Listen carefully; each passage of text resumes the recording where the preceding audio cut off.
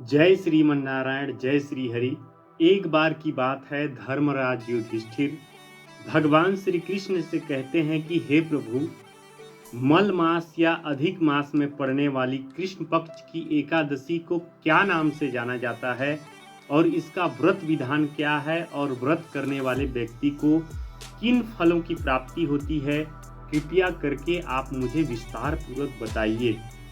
तो भगवान श्री कृष्ण कहते हैं कि हे धर्मराज, अधिक मास के कृष्ण पक्ष में पड़ने वाली एकादशी को परमा एकादशी या पुरुषोत्तमी एकादशी के नाम से जाना जाता है। इस व्रत को करने वाले व्यक्ति की समस्त मनोकामनाएं पूर्ण होती हैं। व्यक्ति को सुख समृद्धि व शांति की प्राप्ति होती है। व्यक्ति जब तक जीवित रहता है उसे सुख समृद्धि में कभी कमी नहीं आती है, और जब व्यक्ति इस शरीर को त्याग करता है तो सीधे वैकुंठ लोक में निवास करता है। इसलिए हर एक व्यक्ति को यत्न पूर्वक परमा एकादशी या पुरुषोत्तमी एकादशी का व्रत अवश्य करना चाहिए। परमा एकादशी या पुरुषोत्तमी एकादशी व्रत की कथा इस प्रकार आती है।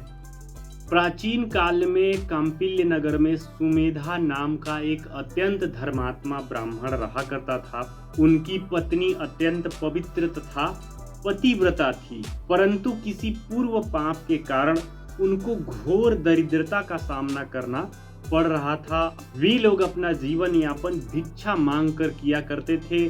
ब्राह्मण देवता जहाँ जहाँ भिक्षा मांगने जाया करते थे उनको भिक्षा भी नहीं मिला करता था। उस ब्राह्मण की पत्नी भी बड़ी संतोषी थी। वस्त्रों से रहित होते हुए भी अपने पति की नित्य सेवा करती थी। आगंतुक जो भी उनके यहाँ आते थे, जो कोई भी उनके यहाँ अतिथि आते थे, तो अतिथि को अन्न दे करके वह स्वयं भूखी रह जाती थी। अपने पति से कभी भी किसी वस्तु की मांग नहीं करती थी। इस तरह दोनों घोर निर्धनता भरा जीवन यापन कर रहे थे। एक दिन ब्राह्मण देवता अपनी पत्नी से कहते हैं कि हे प्रिय, मैं धनवानों के पास जाता हूँ और धन की याचना करता हूँ तो वे मुझे मना कर देते हैं, और गृहस्थ आश्रम धन के बिना नहीं चलता है।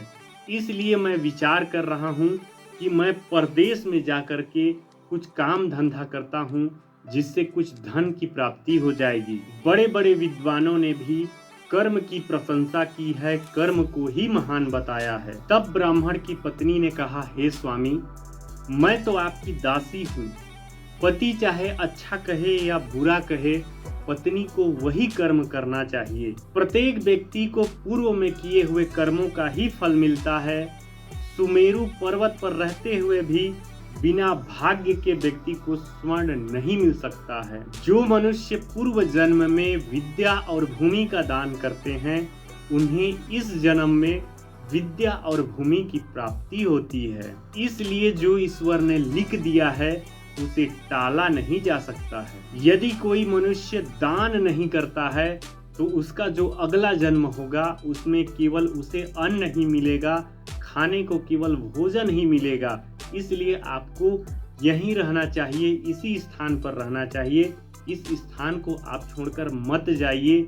मैं आपका बिछोह, मैं आपका दर्द नहीं सह सकती हूँ। पति बिना स्त्री की माता पिता भाई बंधु सगा संबंधी सभी निंदा करते हैं। इसलिए कृपा करके हे स्वामी, आप कहीं न जाइए। जो हमारे भाग्य में होगा वह हमको यहीं प्राप्त हो जाएगा। तो अपने पत्नी की बात मानकर ब्राह्मण देवता कहीं परदेश में नहीं गए और घर पर ही रहने लगे और अपना नित्य कर्म करते रहे। समय बीतता रहा तो एक दिन ऐसा आया कि उनके घर में कौंडिन्य ऋषि का आगमन हुआ। कौंडिन्य ऋषि को देखकर ब्राह्मण और उनकी पत्नी ने उन्हें प्रणाम किया और कहा, हे ऋषि, आज आपके दर्शन से हमारा जीवन धन्य हुआ, हमारा जीवन सफल हुआ। तब ऋषि कौंडिन्य को आसन और भोजन उन्होंने प्रदान किया।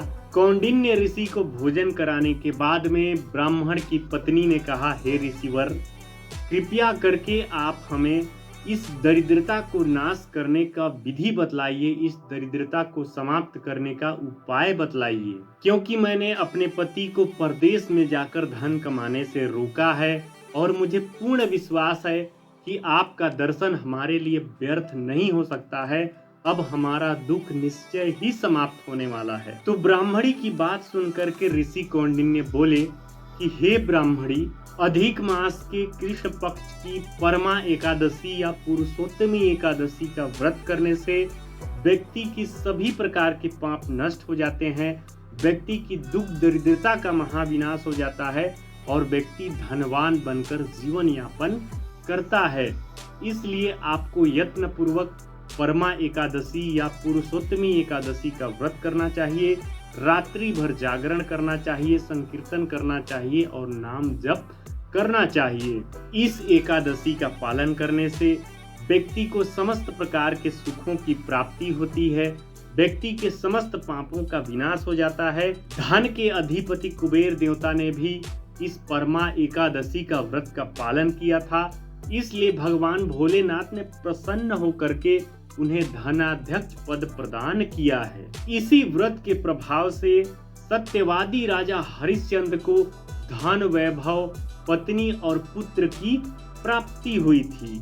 इसके बाद में कौंडिन्य ऋषि ने उन्हें समस्त व्रत के विधान को कह सुनाया कि हे ब्राह्मणी, जो व्यक्ति यदि यत्न पूर्वक 5 रात्रि इस व्रत का पालन करता है तो उन्हें और अधिक फलों की प्राप्ति होती है। परमा एकादशी के दिन प्रातःकाल अपने नित्य कर्म से निवृत्त होकर के 5 रात्रि उपवास का प्रारंभ करना चाहिए। जो मनुष्य 5 दिन तक इस परमा एकादशी व्रत का पालन करते हैं वे अपने माता पिता और पत्नी सहित स्वर्ग लोक को जाते हैं। जो मनुष्य 5 दिन तक संध्या काल में भोजन करते हैं यानी एक समय में अल्पाहार भोजन करते हैं वे स्वर्ग लोक को जाते हैं।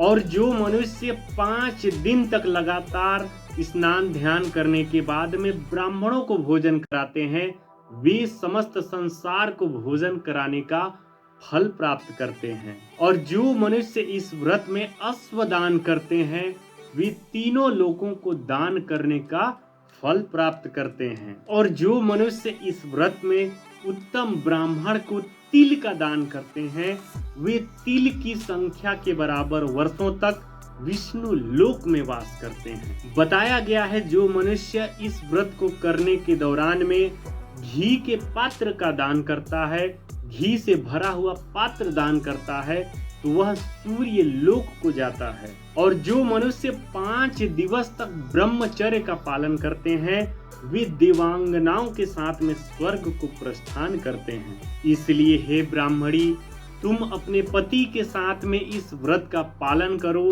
तो तुम्हें अवश्य ही सभी सुखों की प्राप्ति होगी और अंत में तुम वैकुंठ लोक को अवश्य ही प्राप्त करोगी। तो कौंडिन्य ऋषि के बताए अनुसार से ब्राह्मण और उनकी पत्नी ने 5 दिवस तक परमा एकादशी व्रत का पालन किया। व्रत की पूर्णता होने पर ब्राह्मण की पत्नी ने एक राजकुमार को अपनी ओर आते हुए देखा। राजकुमार ने ब्रह्मा जी की प्रेरणा से उनको एक उत्तम घर प्रदान किया जो सभी वस्तुओं से परिपूर्ण था। इसके बाद राजकुमार ने जीवन यापन करने के लिए एक गांव उनको प्रदान किया।